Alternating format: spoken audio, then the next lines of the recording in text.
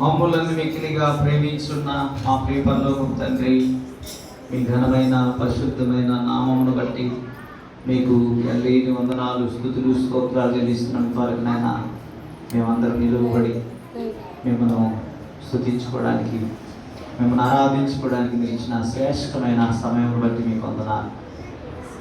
చదవబడిన వాక్యాన్ని దీవించండి. వాక్యమును